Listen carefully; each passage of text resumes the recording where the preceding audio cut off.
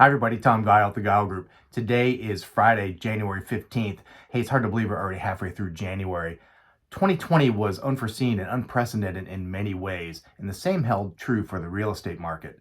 While the pandemic brought down many sectors of the economy, real estate, spurred on by low interest rates and people's desire to really move and change how they lived, led to phenomenal growth and in many ways kept the economy strong. Let's take a look at some of the highlights of 2020 and also take a look at where we're headed for 2021. So one of the big drivers of real estate in 2020 was interest rates. And if you remember, all throughout 2020, I was saying we're at another record low in interest rates. Well, we hit it again actually in the first week of 2021. You can see here the latest graph from Freddie Mac. Remember a couple sessions ago, I was talking about what interest rates were doing to home prices and their impact.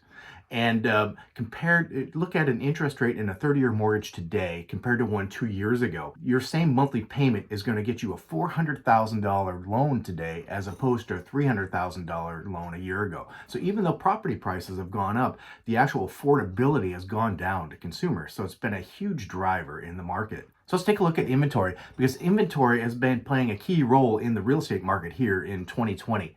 In December, inventory was down at 0.8 months. That is the lowest inventory we've ever seen in the Portland metro area. That's coming from the regional local multiple listing service here. It's never been at 0.8 before. That compares to 1.8 months where we're at a year ago. Taking a look at some spot markets around the area here in the Portland metro area, Beaverton is down to 0.5, so basically 2 weeks worth of inventory. Tiger and Tualatin are actually even below that at 0.4. So we're definitely seeing a pretty significant decrease in inventory compared to years past, and this graph does a great job of showing that. Sales volume. Sales volume for 2020 was up over 2019. And taking a look at December, for example, December sales were up 26% over 2019. The year as a whole, we were up almost 8%. So even though we had a pretty big dip in sales volume in the spring, we more than made up for it as we made it through 2020. And you can take a look at that red line there, and you can see even though we saw some seasonal slowdown like we typically do towards the end of the year, it was nowhere near what we normally see. So how does this equate to price? So if you look at inventory and sales volume, it's actually going to kind of shake out that last piece of that equation is price.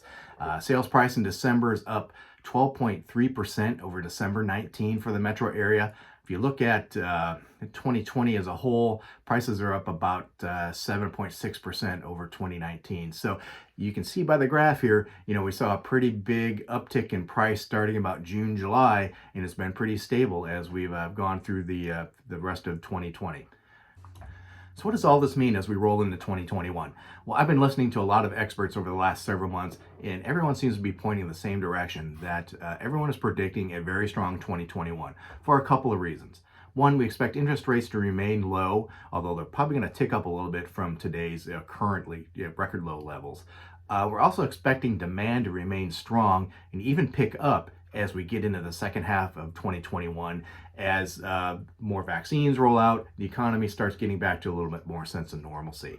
So overall, the experts are predicting about a 7 to 8% increase in sales over 2020. So think about 2020 as a super robust year. 2021 looks even stronger.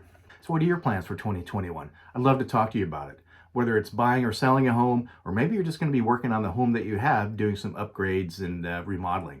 We've got some great resources available to you. So if you have questions on the market, want to talk about the real estate market, your neighborhood, your home, or if you just need a referral for a contractor or some other type of real estate professional, give us a call or shoot us an email, askgilegroup@gilegroup.com. We'd love to hear from you.